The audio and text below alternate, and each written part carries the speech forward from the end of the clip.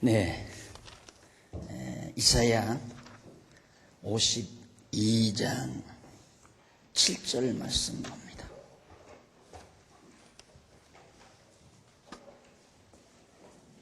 (52장 7절) 좋은 소식을 가져오며 평화를 공포하며 복된 좋은 소식을 가져오며 구원을 공포하며 시온을 향하여 이르기를 네 하나님이 통치하신다 하는 자의 산을 넘는 발이 어찌 그리 아름다운고. 들을지어다 너의 파수꾼들의 소리로다. 그들이 소리를 높여 일제히 노래하니 이는 여호와께서 시온으로 돌아오실 때 그들의 눈이 마주 봄이로다. 8절까지 내용입니다. 52장 7절로 8절. 지금 52장 전체가 시온, 예루살렘이 다시 회복이 된다는 언약의 말씀을 선포하는, 예언하는 그런 내용이 소개됩니다. 지난 시간에 6절까지 해서 하나님께서 백성을 죄에서 속량해서 여호와의 이름을 알게 하신다. 그러니까 하나님이 이스라엘 백성들을 죄 가운데 빠지게 하고 그 죄로 인해서 다 망하게 하고, 그리고서 거기서 다시 하나님께서 죄를 용서해서 예루살렘을 회복시켜 주심으로 하나님을 여호와의 이름을 알게 해주겠다. 즉 언약대로 이루시는 여호와를 알게 해주겠다. 공부시키는 방법이 오늘 성도대학처럼 또 우리 장안중앙교회처럼 이렇게 안락한 의자에 앉으셔서 책 펴놓고 볼펜 잡고 강의를 들으면서 공부하는 방법도 있지만은 더 구체적인 방법은 하나님이 우리를 죄 가운데 빠뜨려 놓으시고, 그래서 그 죄로 인해서 우리들 고통당하게 해놓고, 그리고는 또 다시 우리의 죄를 용서해서 그 고통에서 우리를 건져가지고 다시 마음의 평강과 기쁨을 허락해 주시는 그런 섭리를 통해서 여호와의 이름을 알도록 섭리해 가신다. 자, 이걸 깨닫고 목회가 얼마나 쉬운 건가를 제가 배웠습니다. 솔직히 여러분 오시기에 참 목회 쉽게 하잖아요. 제가 성경 강의하기에 힘드는 것 같지 얼마나 목회를 쉽게 해요. 한 후배들이 목회를 잘하는 방법을 자꾸 날들어 물어오기에 그냥 되는 대로 하라고 나는 그래요. 되는 대로 하라고. 근데 목회라고 하는 것이 자꾸 이 어떤 한정된 이 교회라고 하는 요 파운다리 안에서 여기서 사람이 빠져나가면 목회는 실패하고, 이 파운다리 안에 사람들이 많이 들어와서 많은 돈을 내고 또 많은 사업을 해가고 시설을 크게 확장해가고 그러면 목회가 성공하는 것이다.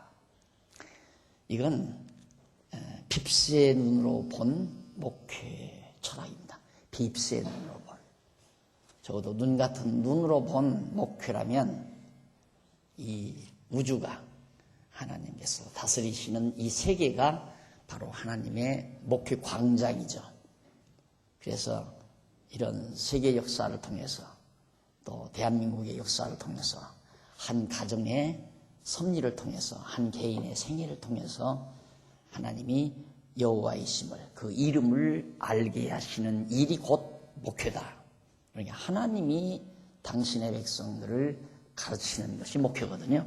그래서 여기 1절 아까 말씀드렸죠. 참 굉장히 복된 소식을 전하는 자가 있는데 그 복된 소식 가운데 하나가 네 하나님이 통치하신다. 하나님이 다 다스리신다 이 말이에요. 어떻게 다스리는가? 죄 가운데 빠뜨려서 망하게도 하고, 그리고 용서해서 다시 회복시키기도 하시는 그런 방법으로 통치해서. 그래서 지금은 많이 그래도 좀 철이 들어서 누가 삐지고 나가도 하나 배신감 안 느껴요. 저분이 나가서 뭘 깨닫고 하나님 여호와의 이름을 잘 배우려는가? 그게 이제 궁금할 뿐이지. 우리 윤철자 권사님이 나가도 눈 하나 까딱 안 할 겁니다. 네, 진짜 이 깨달음이 얼마나 자유함을 주는가.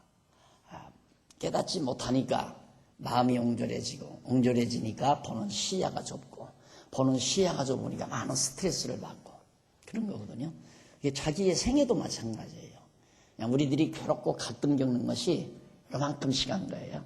생활비 조금 모자란다는 것, 그리고 직장에서 조금 소외된다는 것, 월급이 작다는 것, 한 달 소득이 적다는 것, 생활이 좀 불편하다는 것, 이런 것들 때문에 그냥 우리는 갈등을 겪고 괴로워하고.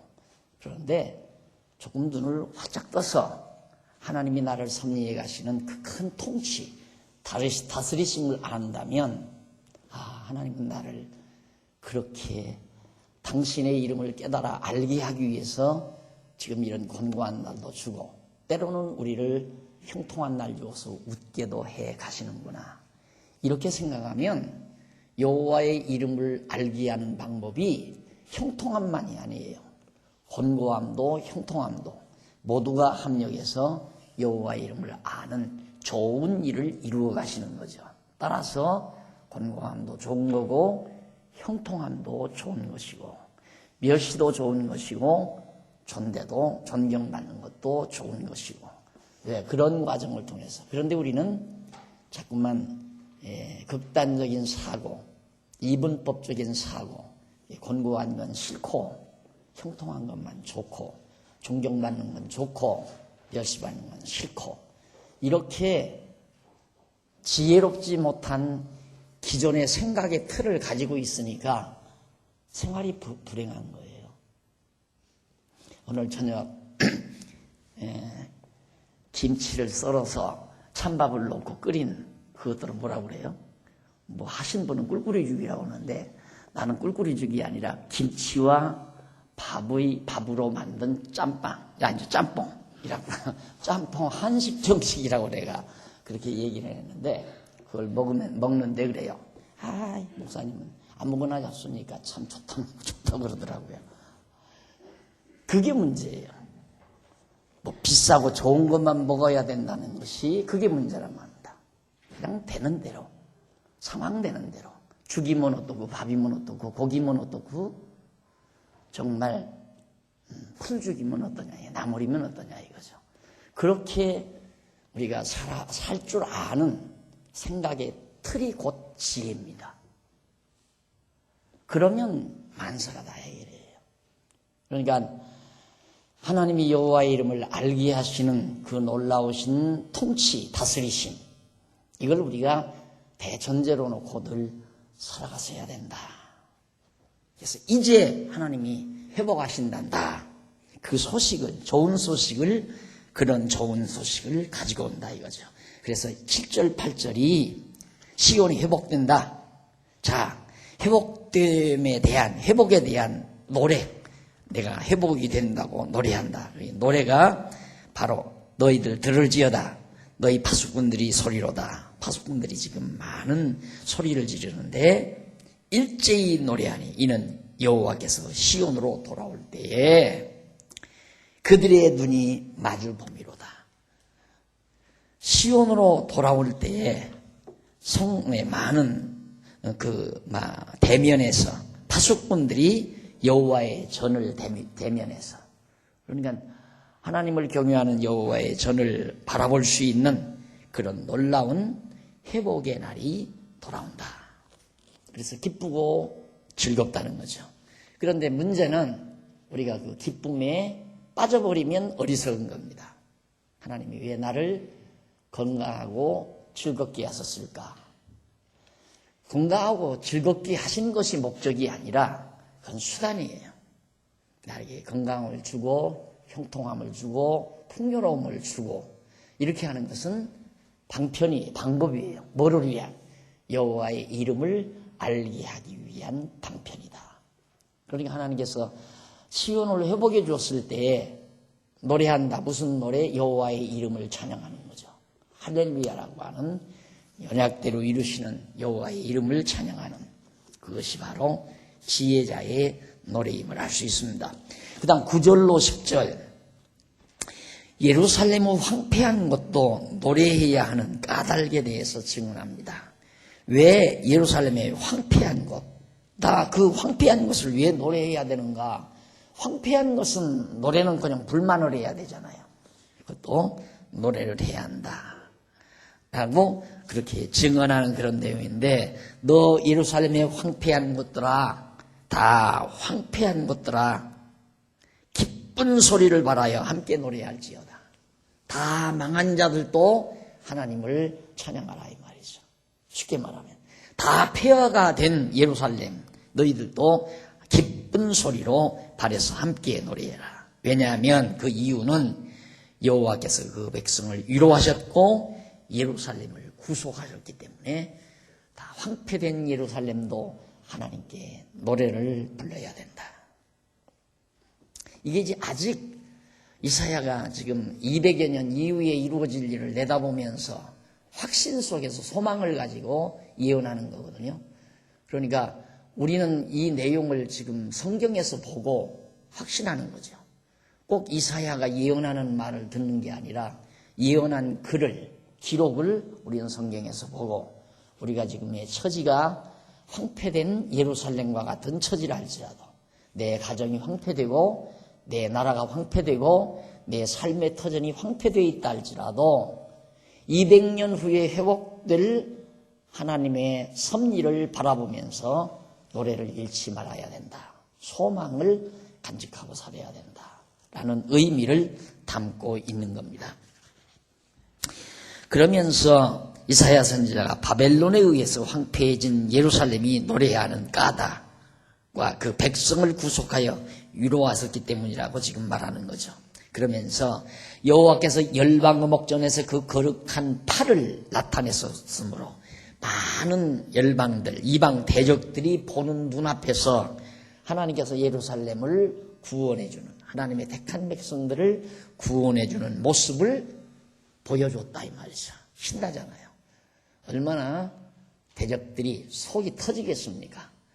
예루살렘이 망하는 것을 보고 너무너무 좋아하고 환호했는데, 그 예루살렘을 전능하신 여호와 하나님이 다시 손잡아 일으키시는 그런 모습을 그냥 아무도 안 보는 데서 한 게 아니라 그 대적들이 보는 눈앞에서 당당하게 하나님께서 회복해 주신다. 자, 이게 우리들의 이런 이스라엘 백성들에 대한 섭리를 우리의 삶 속에 직접 적용을 해서, 우리 자신이 적용을 해서 내가 그렇게 믿어진다면 얼마나 당당하겠어요.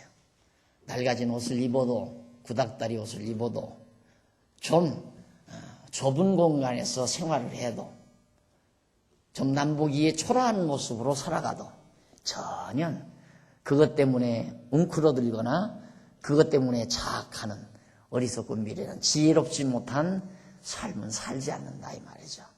그러니까 이 초월이라는 말을 참 어려운 말로 많은 사람들이 생각하거든요. 초월한다. 나는 세상을 초월한다. 이 어려운 말로 생각하는데, 조금 살아보니까 지혜만 있다면, 여호와의 이름을 깨닫는 지혜만 분명하다면 초월한다는 것은 그렇게 어려운 것이 아니겠다. 그러니까 초월이란 밥을 안 먹고 사는 게 아니라 밥을 먹을 수도 있고 안 먹을 수도 있는, 쉽게 말하면 잘 먹을 수도 있고 못 먹을 수도 있는, 사도 바울이 처할 줄, 환경에 처할 줄 안다고 그랬죠. 부요에 처할 줄도 알고 가난에 처할 줄도 아는. 그런데 사람들이 부요에 처할 때에는 오만방자하고 가난에 처하면 완전히 주눅이 들어서 겨들어가고. 그게 내가 언젠가 그랬잖아요. 조금 부요하다고 해서 오만방자한 모습보다도 좀 불편하다고 해서 주눅이 드는 모습이 더 못난이에요. 더 못난이. 근데 이쪽 편에서 보면 주눅이 들어서 움츠러드는 모습보다도 조금 풍요롭다고 오만방자하게 거들먹대는 모습은 진짜 꼴불견으로 보여지는 거죠. 예.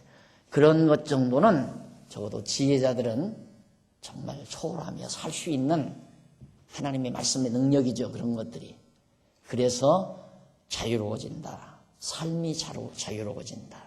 조금 불편하면 불만하고 조금 편안하면 방자하고 그런 게 아니고 조금 불편하든 형통하든 간에 관계없이 당당하게 하나님 앞에서 살아갈 수 있는 자태, 이것이 바로 여호와의 이름을 깨달은 지혜자들의 삶의 모습이다. 그러면서 이사야 선지자는 52장 11절로 12절에 보면 15절까지 보면 백성의 귀환, 백성들이 예루살렘으로 다시 돌아오는 거죠. 귀환과 고레스에 의해 모두 놀랄 것을 예언해요. 앞으로 한 200년 지나면 너희들이 바벨론에 사로잡혀 갔다가 예루살렘으로 다시 돌아온다? 그것도 놀랄 일이고, 뭐에 의해서? 고레스에 의해서. 파사왕 초대 황제인 고레스에 의해서 너희들이 예루살렘으로 돌아올 때에 깜짝 놀랄 것이다. 그걸 벌써 이사야가 한 200여 년 이후에 되어질 일을 정말 이스라엘 백성들에게, 유다 백성들에게 예언하고 있는 겁니다. 11절로 12절에 보면 5117페이지 밑에서부터 7째 줄, 백성에게 바벨론에서 나오라고 그렇게 하면서 편안히 나오게 될 것을 예언합니다. 너희들 바벨론에서 나와라. 근데 너희들 분명히 편안하게 나오게 될 것이다. 그 이해가 가잖아요. 이해가 갈 수가 없잖아요. 어떻게 바벨론의 그 강대한 나라에 포로로 잡혀가서 노예 노릇하는데 거기서 편안히 나오다니요. 이스라엘 백성들이 애굽에서 나올 때도 처음이 안 되곤 했잖아요. 그러니 하나님께서 능력으로 편안하게 나오지 않았습니까? 그러듯이 바벨론에서도 그렇게 편안하게 나올 것을 예언해 줍니다. 한번 11절로 12절 봅시다. 너희는 떠날지어다 거기서 나오고 바벨론에서 나오고 부정한 것을 만지지 말지어다 그 가운데서 나올지어다 여호와의 기구를 매는 자여 스스로 정결케 할지어다. 여호와의 기구를 매는 자는 레위 사람들을 말하는 거죠. 12절 여호와께서 너희 앞에 행하시며 이스라엘 하나님이 너희 뒤에 호위하시리니 너희가 황급히 나오지 아니하며 도망하여 행하지 아니하리라. 하나님께서 앞서고 뒤서서 너희들을 호위하는데 뭐 도망쳐야 되고 뺑소니 쳐야 되고 그거 없다. 당당하게 걸어서 편안하게 나오게 될 것이다. 그래서 늘 그래요. 제가 조급하지 말라고. 그냥 조급하지 말라고. 제가 성격이 굉장히 급하잖아요. 강의할 때 보면 알죠. 성격 되게 급해요. 그런데도 제 입에서 절대 조급하지 말라. 여러분 교회 일 처리하는 것도 보면 하나도 조급하게 안 하잖아요. 남들이 보면 되면 하고 안 되면 말고 그런 자세죠. 그게 다 말씀의 가르침 속에서 얻어진 능력의 힘이라고 저는 확실하게 고백합니다. 말씀을 깨달으면 깨달을수록 조급하잖아요. 조급성은 어디서 나오냐면 탐악에서 나와요. 탐악에서. 밥을 빨리 왜 먹는가? 밥을 빨리 먹는 이유는 옛날 우리 세대가 가난한 시대에 살았잖아요. 우리가 구형제였거든요. 구형제인데 둘째 형님이 할머니가 얘기를 해주더라고요. 하도 밥 탓을 하니까 자기 밥을 제일 많이 퍼야 한다는 거예요. 근데 밥은 모자라는데 어떻게 밥을 많이 풉니까? 그래서 밥그릇 밑에다가 종재기를 하나 넣고 밥을 퍽대요. 둘째 형님 밥은. 그런 세월에 살았기 때문에 찬을 놓아도 형제들이 둘러앉아서 찬 한 번이라도 남보다 다른 사람보다 더 많이 먹기 위해서 그런 욕심을 갖게 되면 자꾸 빨리 먹게 되고 그러죠. 이건 먹고 깨물으면서 또 그 다음 먹을 거 쳐다보면서 깨물잖아요. 욕심으로. 그래서 막 밥을 빨리 먹게 되죠. 그 습성이 좀처럼 지금에 와서도 안 고쳐지잖아요. 밤 다 댕기면서도 너무도 풍성하게 음식이 남는데도 그게 안 고쳐져요. 아주 편안한 마음으로 차분하게 그렇게 먹어야 되는데 조급하단 말입니다. 어쩐지 마음이 자꾸만 조급해요. 그래서 조급쯤은 탐악에서 나오는 거고 아주 편안함은 정말 지혜로부터 나온다고 여러분이 생각을 하면 틀림이 없습니다. 여러분 빨리 살아봤댔자 빨리 죽어가는 거예요. 죽으러 가는 거예요. 우리 지금 안 그래요? 계속 죽음을 향해서 살아가잖아요. 근데 뭘 그렇게 빨리 살 건 뭐 있어요? 빨리 산다고 빨리 가는 것도 아니고요. 천천히 간다고 천천히 가는 거 아니에요. 빨리 가나 빨리 사나 조급하게 사나 편안하게 사나 어차피 70년면 70년 80년면 80년 살다가 가는 거예요. 시간을 더 버는 게 아니라 말입니다.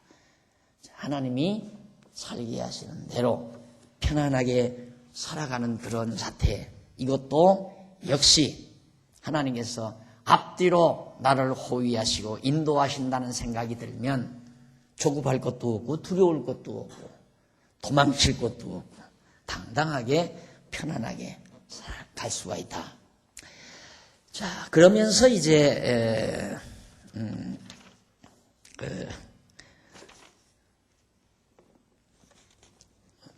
12절까지 읽었죠. 13절로부터 15절까지 마지막 절까지인데 여호와께서 가라사대 보라 내 종이 형통하리니 받들어 높이 들려서 지극히 존귀하게 되리라. 여기서 내 종이란 두말할 것 없이 고레스를 말하는 거죠. 내 종은 바벨론 멸하기에서 세우실 바사왕 고레스를 지칭하는 겁니다. 예. 이 고레스를 하나님께서 높이에서 존귀케 그렇게 만들어 놓으시면 이 왕에는 14절 이 왕에는 그 얼굴이 타인보다 상하였고 그 모양이 인생보다 상하였으므로 무리가 그를 보고 놀랐거니와 후에는 그가 열방을 놀랄 것이며 여호와는 그를 인하여 입을 봉하리니 이는 그들이 아직 전파되지 않은 것을 볼 것이요 아직 듣지 못한 것을 깨달을 것임이니라 라고 하나님께서 그렇게 말씀했다는 얘기죠. 그러니까 결국 이 말은 고레스는 존귀케 되지만은 무리와 열왕 모든 이방 나라 열왕이 아주 놀라게 된다는 사실을 약속하는 겁니다. 어떻게 저 조그만한 초라한 바사왕 고레스라는 사람이 저렇게 막 큰 대단한 바벨론을 쳐서 멸하고 온 열방을 지배하게 되나 하고 모든 열왕들이 놀라게 될 날이 온다라고 하는 것이었습니다. 자, 이렇게 해서 일단은 이제 하나님께서 시온을 회복한다는 약속의 말씀이 52장에 됐고요. 그 다음 53장 5120페이지 조금 내려와서 동그라미 안에 5번 속죄할 메시아를 언약을 합니다. 하나님께서 너희들에게 죄를 용서해 줄 수 있는 메시아를 보내주마 하고 약속하는 내용이 53장에 나와요. 그 가운데서 이제 이 53장 1절로 3절은 21페이지에 나오죠. 천하게 자라날 메시아가 버림을 당하게 된다고 말씀을 합니다. 예언을 합니다. 앞으로 메시아가 나타나면 아주 천하게 나타난다. 말구유에 출생하실 것을 상징적으로 말해주는 거죠. 아주 천하게 그렇게 메시아가 태어나는데 그렇게 천하게 또 자라나고 목수의 아들로 자라나고 그런데 결국은 나중에 버림을 당한다. 메시아가. 결국 메시아 버림당하잖아요. 자, 그것이 이제 3절까지인데 그 다음 4절로 9절은 23페이지. 한번 읽어볼까요? 한번 읽어봅시다. 1절. 우리의 전한 것을 누가 믿었느냐? 여호와의 팔이 누게 나타났느냐? 그는 주 앞에서 자라나기를 연한 순 같고 마른 땅에서 나온 줄기 같아서 고운 모양도 없고 풍채도 없은즉 우리의 보기에 흠모할 만한 아름다운 것이 없도다. 예수 메시아가 이 땅에 오시면 정말 존경할 만한 왕손으로 태어나는 것도 아니고 이름 없는 베들레헴 이름 없는 나사렛촌에서 목수일하는 요셉의 아들로, 그것도 정말 마리아의 몸에서 나는 장소는 베들레헴 마구간에서 그렇게 태어나서 자라나기를, 30살까지 자라나기를 목수의 아들로 그냥 집에서 아버지 목수일 도와가면서 아무도 존경받을 만한 그런 조건 없이 메시아가 자라게 됩니다. 그래서 그는 멸시를 받아서 사람에게 실언 버린 바 되었으며 간고를 많이 겪었으며 질고를 아는 자라. 마치 사람들에게 얼굴을 가리우고 보지 않음을 받은 자 같아서 멸시를 당하였고 우리도 그를 귀히 여기지 아니하였도다. 결국은 보잘것없는 메시아. 결국은 이 메시아가 고레스에 대한 하나의 이 고레스가 그런 모습으로 태어난다는 얘기죠. 그런데 이 고레스의 태어남은 장차 오실 메시아의 모형적인 인물이에요. 고레스가. 그러니까 고레스를 통하여 이스라엘을 속죄하잖아요. 바벨론에서 구원해내잖아요. 그런 것처럼 예수 그리스도 메시아가 오셔서 우리를 구원해내듯이. 그러니까 고레스가 출생해서 자라나는 과정을 여기서 말한 거지만은 그것이 결국 그대로 이루어졌는데 그 이루어진 사건은 장차 우리를 주에서 구속하실 메시아가 오실 것을 분명히 예언하고 있는 내용이다. 이해하셨죠? 그 부분. 그러니까 이 내용은 직접적으로는 고레스에 대한 내용이고 궁극적으로는 메시아에 대한 언약을 이렇게 모형적으로 우리에게 계시해 준 것이다. 그 다음 53장 4절로 9절 거기 보면 죄악을 담당하신 메시아가 죽어서 묻히실 것을 예언을 합니다. 그는 실로 우리의 질고를 지고 우리의 슬픔을 당하였거늘 우리는 생각하기를 그는 징벌을 받아서 하나님께 맞으며 고난을 당한다 하였노라. 4절로 6절까지 나오는데 이건 택한 백성의 죄악을 메시아에게 담당시키는 그런 내용입니다.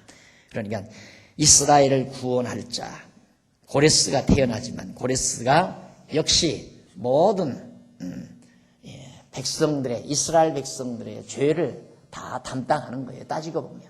그래서 고레스가 결국 다 용서해가지고 백성들의 죄를 용서해서 자기 나라로 돌아가도록 그렇게 정말 명령하는 내용을 우리가 볼 수 있습니다. 5절 보세요. 그가 찔림은 우리의 허물을 인함이요 그가 상함은 우리의 죄악을 인함이라. 그가 징계를 받음으로 우리가 평화를 누리고 그가 채찍에 맞음으로 우리가 나음을 얻었도다. 바로 우리에게는 직접 그리스도에게 적용이 되는 거죠. 그렇죠? 직접적으로 그리스도에게 적용이 된다. 6절 우리는 다 양 같아서 그릇 행하며 각기 제 길로 갔거늘 여호와께서는 우리 무리의 죄악을 그에게 다 담당시키셨도다. 그가 곤욕을 당하며 괴로울 때도 그 입을 열지 아니하였으며 마치 도수장으로 끌려가는 어린 양과 털 깎는 자 앞에서 잠잠한 양같이 그 입을 열지 아니하였다. 그가 곤욕과 신문을 당하고 끌려갔으니 그 세대 중에 누가 생각하기를 그가 산 자의 땅에서 끊어짐은 마땅히 형벌받을래 백성의 허물을 인함이라 하였으리요. 그는 강포를 행치 아니하였고 그 입에 괴사가 없었으나 그 무덤이 악인과 함께 되었으며 그 묘실이 부자와 함께 있었다. 예수 그리스도가 죽어서 부자 아리마대 요셉의 무덤 속에 묻혀질 그런 내용을 이렇게 모형적으로 다 미리 이사야가 예언한 내용이 9절까지 소개되고 있습니다. 자, 그 다음 53장 10절로 12절 거기 보면 구속주인 메시아가 풍성한 노획물을 얻는다고 그렇게 예언하는 내용이 납니다.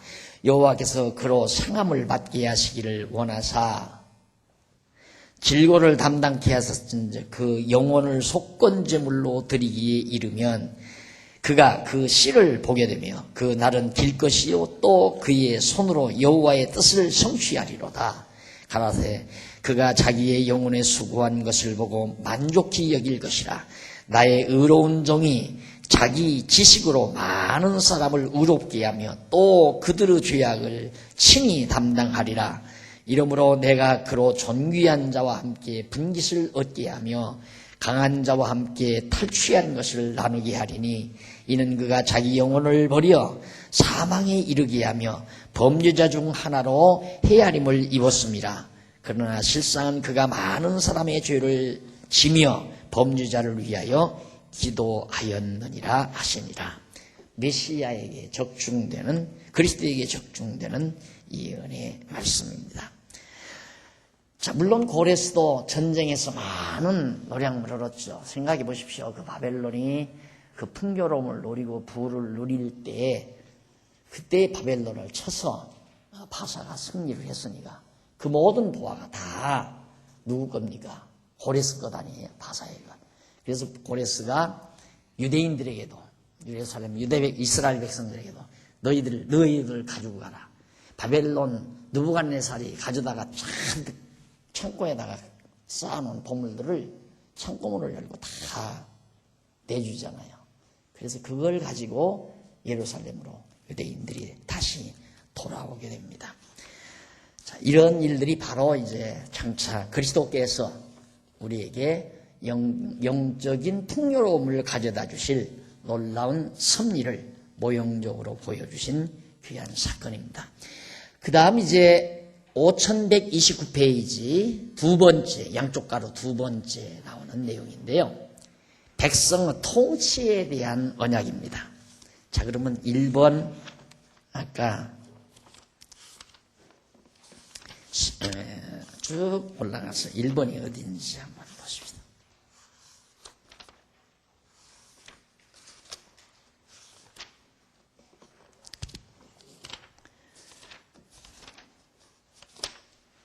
네. 맞았어요?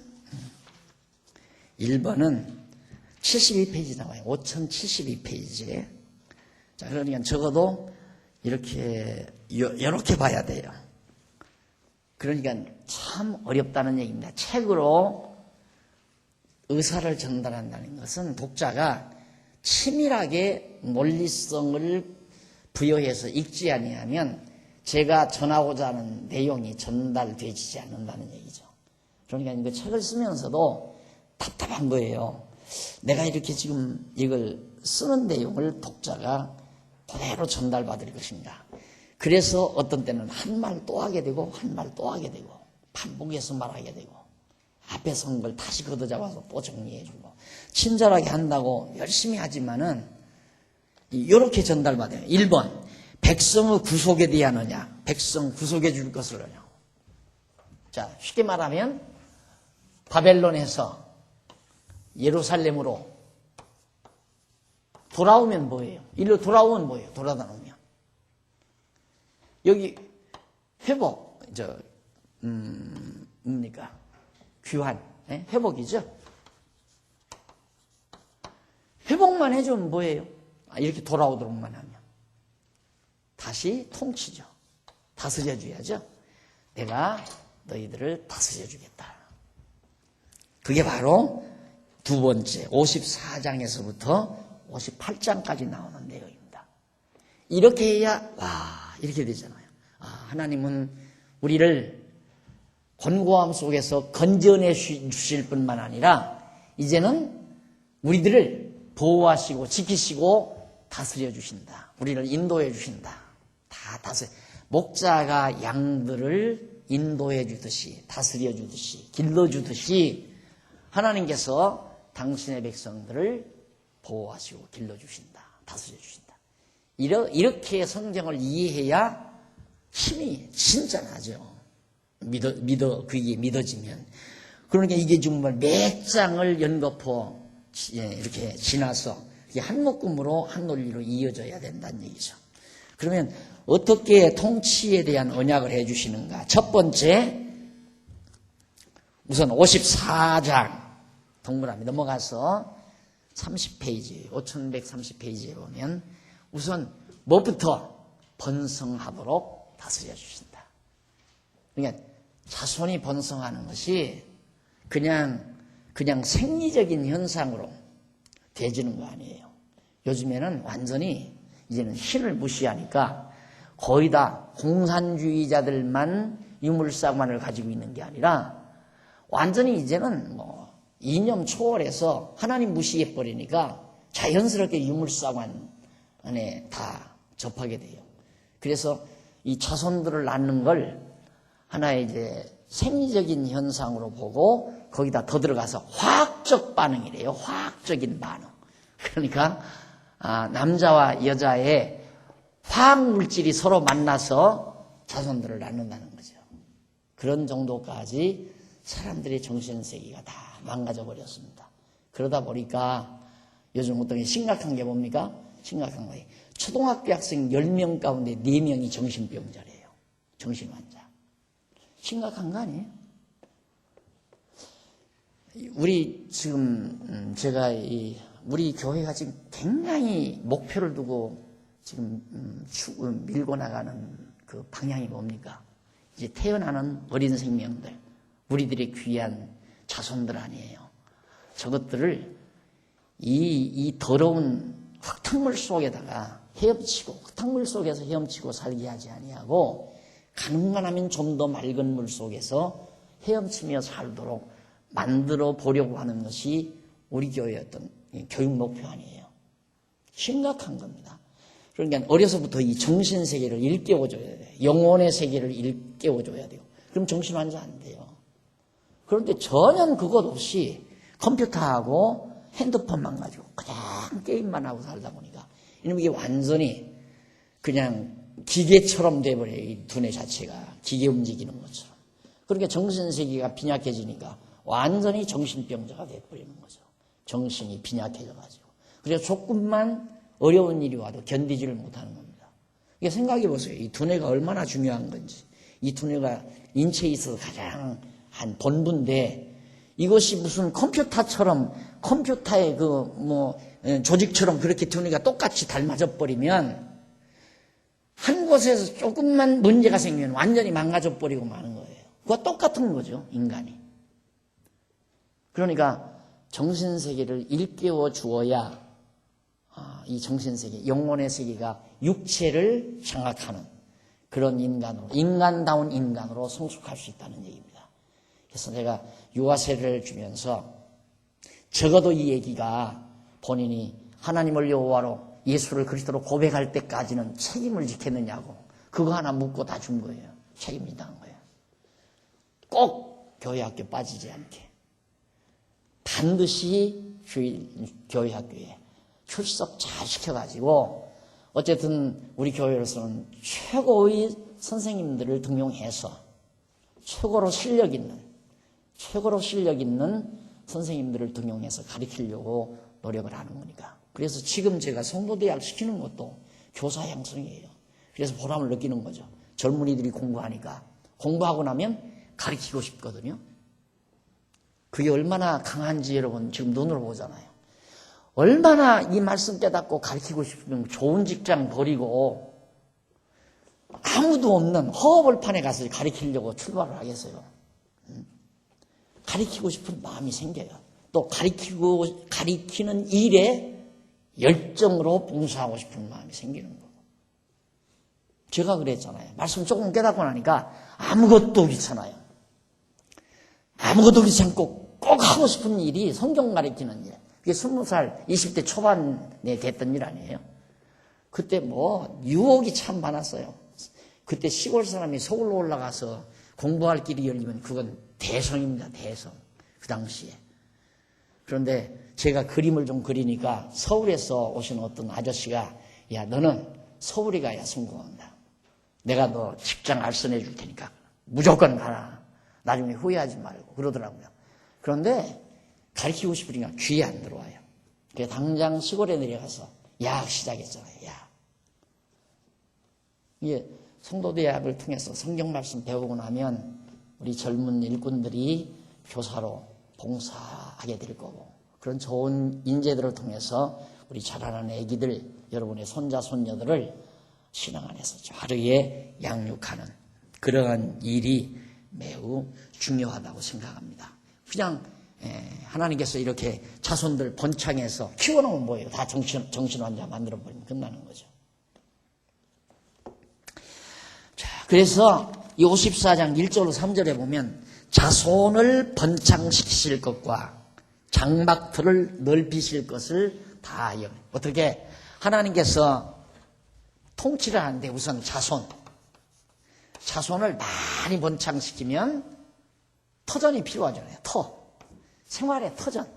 그것도 더 넓게 다 정복해서 살아가는데 지장 없도록 해주겠다라는 그런 약속을 바로 3절까지 해줍니다. 그리고 한번 읽어볼까요? 잉태치 못하며 생산치 못한 너는 노래할지어다. 그렇지 못한 너는 외쳐 노래할지다. 홀로 된 여인의 자식이 남편 있는 자의 자식보다 많음이니라. 여호와의 말이니라. 네 장막틀을 넓히며 네 처소의 휘장을 아끼지 말고 널리 펴되 너의 줄을 길게 하며 너의 말뚝을 견고히 할지어다. 그냥 말뚝 받고 줄치며 내 땅 되는 때니까 그렇게 땅을 넓게 하나님께서 하게 하라. 이는 네가 좌우로 퍼지며 네 자손은 열방을 얻으며 황폐한 성읍들로 사람 살 곳이 되게 할 것이미로다. 하나님께서 전부 쓸모없는 땅, 사람이 살 수 없는 그런 황폐한 땅을 사람 살기 좋은 옥토로 다 만들어주겠다. 내 자손들 번창케 해서. 이것이 하나님의 약속이죠. 그러니까 낳고 싶다고 해서 낳는 것도 아니고 낳기 싫다고 해서 안 낳는 것도 아니고 성도들, 신령한 우리 교회 성도들이 늘어나는 것도 하나님의 손에 다 달려 있어요. 저는 솔직한 얘기예요. 근데 해보니까요, 그냥 자꾸 교인들 오면 제대로 어떻게 교회를 틀잡는 것보다도 그냥 허리끈 졸라매고 돈 모아서 이놈 땅 넓히다가 끝나겠더라는 거예요, 목회가. 그래서 그냥 우리 식구들, 현재 있는 우리 식구들을 낳는 자녀만으로도 이번에도 11명 늘었잖아요. 지난 가을에 10명 늘고 21명이에요, 21명. 그 얘기들을 잘 일어나고 지금 어저께 지난주일에도 말하면 지하 한번 내려가 보세요. 주일날 여러분 예배 드리니까 못 내려가 보죠. 끝나자마자 한번 내려가 보던가 바글바글 하죠. 그 어린 생명들을 우리가 정말 하나님의 말씀으로 양육하는 일이 시급하지. 여러분들도 자꾸 연보 건축연보 많이 내가지고 땅 한 평 살려면 지금 이제는 뭐 400, 500 줘도 팔까 말까 하는 판국이니까 이놈의 주차장, 차 한 대 더 되게 땅 살려면은, 전에 보니까 200만 원 잡고 5평 사야 한 대를 내겠더라니까요. 그러니까 얼마에 5평이면 500만 원씩이라도 2,500만 원 가져야 돼요. 그러니 그 짓 하다가 말겠더라니까요. 그래서, 이제는 뭐 물론 오시면 하나님이 보내준 자로 알고 성실히 받아서 가르치지만 난 그쪽보다도 있는 내 식구들, 지금 현재 있는 내 식구들 알뜰하게 잘 가르치는 일이 더 선행돼야 된다고 하는 관심을. 이런 말 하면 방금 이제는 전도할 능력이 없으니까 저러고 얘기하겠지. 아니에요. 그건 아니에요. 전도도 내가 나요. 하나님께서 보내줘야 하는 건데 진짜예요. 차 한 대, 2대 이게 보통 문제가 아니더라니까요. 자, 그 다음 이제 54장 4절로 10절에 보면 수치를 면티하시는 인자와 언약이 불변하다고 그렇게 예언하는. 그러니까 이스라엘 백성들이 포로로 잡혀가서 온갖 수치를 다 당했는데 그걸 수치를 면케하시는 하나님의 자비하심, 사랑이죠. 그 사랑과 그 다음 하나님의 언약, 이렇게 회복해주고 다스려준다고 하신 이 언약은 절대 변하지 않는다. 반드시 그렇게 된다 이 말이죠. 그걸 예언하는 내용이 10절까지예요. 읽고 살펴본 다음에 4절로 6절 우선 수치와 부끄러움을 입게 되는 이유에 대해서 말을 합니다. 두려워 말라. 네가 수치를 당치 아니하리라. 놀라지 말라. 네가 부끄러움을 보지 아니하리라. 네가 네 청년의 때의 수치를 잊겠고 과부 때의 치욕을 다시 기억함이 없으리니. 청년 때란 뭡니까? 애굽에서의 수치 있죠? 과부 때란 뭡니까? 이미 하나님과 더불어 같이 살다가 바벨론에 잡혀갔을 때 그걸 과부 때라고 그렇게 말할 수도 있죠. 자, 그래서 청년어 때 수치, 과부 때의 치욕 다시는 기억함이 없을 거다. 그러니까 다시는 망하는 일이 없게 하겠다. 왜냐하면 너를 지으신 자는 네 남편이시라 하나님이라 말이죠.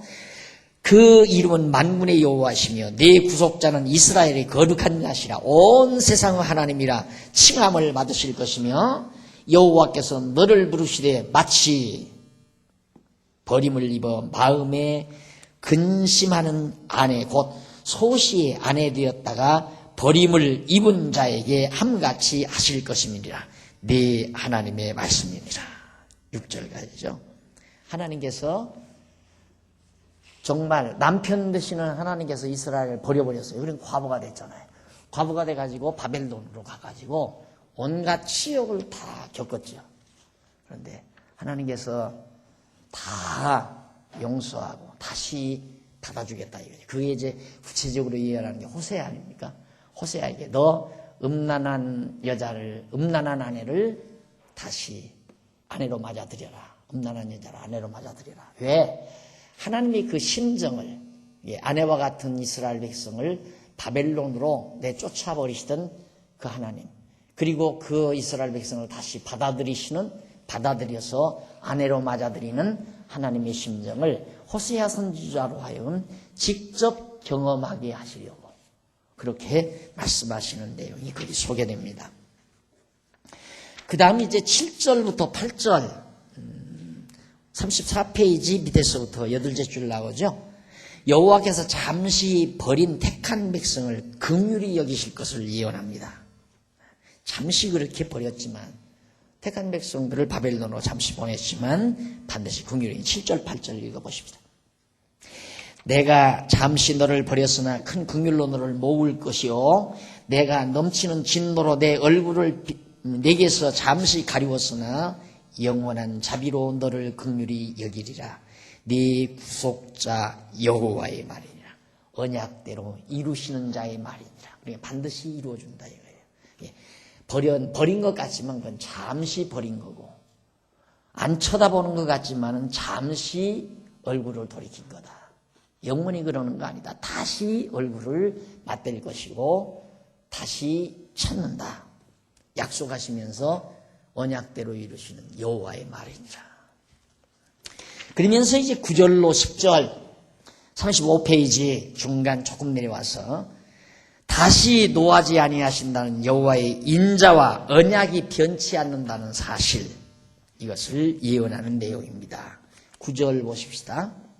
이는 노아의 홍수에 비하리로다. 내가 다시는 노아의 홍수로 땅 위에 범람치 않게 하리라 맹세한 것 같이, 노아에게도 홍수로 멸하고 나서 다시는 물로 멸망하지 않는다고 약속하지 않았어요? 그런 것처럼 내가 다시는 너를 노하지 아니하며 다시는 너를 책망하지 아니하기로 맹세하였노니, 스스로 언약했다 이거죠. 10절 산들은 떠나며 작은 산들은 옮길지라도 나의 인자는 내게서 떠나지 아니하며. 산이 어떻게 옮겨가요? 그렇게 그것이 떠날지라도 나는 안 옮겨간다. 나는 변하지 않는다. 나는 네게서 안 떠난다. 산이 떠나고 작은 산이 옮겨가도 나는 절대 너희에게서 떠나지 않는다. 화평케 하는 나의 언약은 옮기지 아니하리라. 너를 긍휼히 여기는 여호와의 말이니라. 너를 사랑하고 인자하게 여기는 너희 언약대로 이루시는 여호와의 말이다. 의심하지 말라. 반드시 이루니까 하면서 10절까지 말씀을 합니다. 그리고 나서 54장 11절로 17절 거기서 다스려주는 거예요. 지금 자손 터 넓혀서 전부 하나님이 사랑해서 절대 버리지 않기로, 하나님이 안 버린하기로 언약하시면서 변함이 없는 걸 말씀합니다. 그러면서 11절로 17절은 36페이지 복구된 예루살렘의 대적들은 망하고, 복구된 예루살렘의 대적들, 그러니까 바벨론은 망하고 정지됨을 예언하는, 정죄된다. 정죄. 죄를 정한다는 사실입니다. 그걸 예언하는 내용이 17절까지 나와요. 자, 거기서 11절로 14절 37페이지 보면 위에 부분에, 윗부분에 예루살렘 성이 중건되고 거민이 회복되어 대적이 접근하지 못한다. 뭐 약속하죠? 자, 예루살렘이 다시 성이 이렇게 쌓아져요. 다시 중건된다. 다시 건축된다. 이 말이죠. 그래서 대적으로 하여금 다시 접근하지 못하게 하나님께서 다스려 주겠다. 그 말이에요. 하나님이 지켜줘야 돼요. 이 교회도 하나님이 지켜야 되고, 가정도 하나님이 지켜주셔야 되고, 천없는 제주꾼이라도 별 수 없어요. 하나님이 지켜주지 아니하면 한순간에, 바벨론도 보세요. 하나님이 지켜주지 아니하니까 한순간에 망해버리잖아요. 로마도 한순간에 망하고, 헬라 제국도 한순간에 망하고, 망한 흔적들을 보니까 참 누구도 저 장생불사하겠다 이렇게 할 만큼 웅장하게 다 성곽도 쌓아놓고 집도 대단하게, 벽도 뭐 그냥 이 방 넓이 이 벽 넓이가 그렇게 튼튼하게 지어놓은 건물들, 그 뭐 영원히 무너지지 않고 그죠. 다 폐허가 된 거. 한순간에. 얼마나 사람들이 자기 노력으로 쌓아서 그 속에서 안전하게, 편안하게 살려고 인간들이 노력합니까? 그게 미련함이란 말이죠.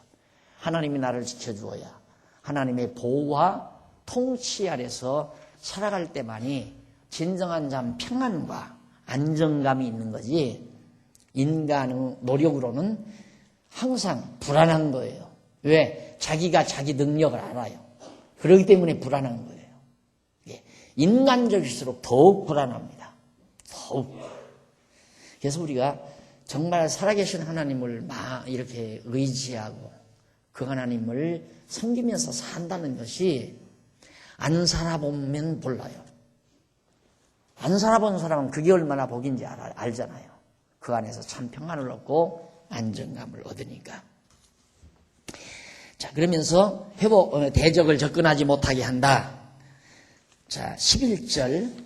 너 곤고하며 광풍에 요동하며 안위를 받지 못한 자여, 보라, 내가 화려한 채색으로 네 돌 사이에 더하며 청옥으로 네 기초를 쌓으며 성을 아주 아름답게 쌓는다. 홍보석으로 네 성첩을 지으며 성류석으로 네 성문을 만들고 네 지경을 다 보석으로 꾸밀 것이며, 아주 값비싼 대리석, 보석들로 성들을 쌓아서 튼튼하게.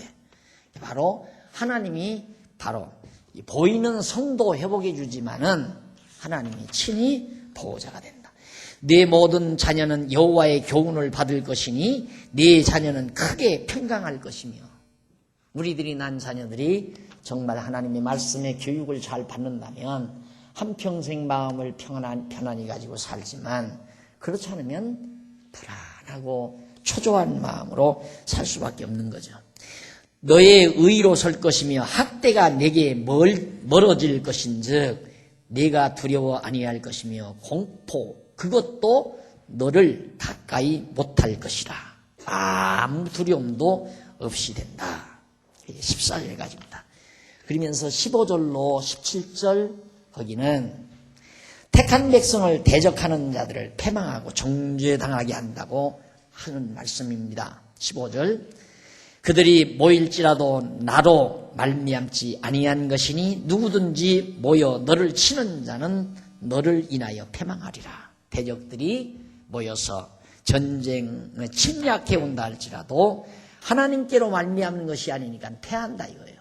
과거에 바벨론이 이긴 것은 하나님으로 말미암은 거거든요. 하나님께서 바벨론을 들어서 예루살렘을 쳤기 때문에 망한 건데, 이제 만약에 예루살렘에 쳐들어오면 하나님으로 말미암지 않은 거니까 다 망한다 이 말이죠. 그러면서 숯불을 붙여서 자기가 쓸만한 기계를 제조하는 장인도 내가 창조하였고 파괴하며 진멸하는 자도 내가 창조하였은즉, 싸우는 무기를 만들고, 그리고 정말 전쟁을 해서 파괴하는 그런 자들도 하나님께서 다 지어서 만든 자들이다. 그러니까 하나님 마음대로 다 하는 거다 이거예요. 그러니까 대적들을 망하게 하려면 망하고 흥하게 하려면 흥하고 다 하나님이 다 주관하는 거다. 무릇 너를 치려고 제조된 기계가 날카롭지 못할 것이라. 무릇 일어나 너를 대적하여 송사하는 혀는 네게 정죄를 당하리니 이는 여호와의 종들의 기업이요 이는 이들이 내게서 얻은 의인이라. 여호와의 말이니라. 결국 하나님의 택한 백성들, 하나님의 의로운 백성들을 하나님께서 대적에게 맡기지 않는다. 그렇게 하나님이 다스려준다. 그러니까 보호. 통치하는데 어떻게 자손 번창해서 터를 넓혀주고 철저히 성을 회복해서 백성들이 대적에게 망하지 않도록 지켜주겠다라고 약속한 내용입니다. 다음 시간에는 우리 55장부터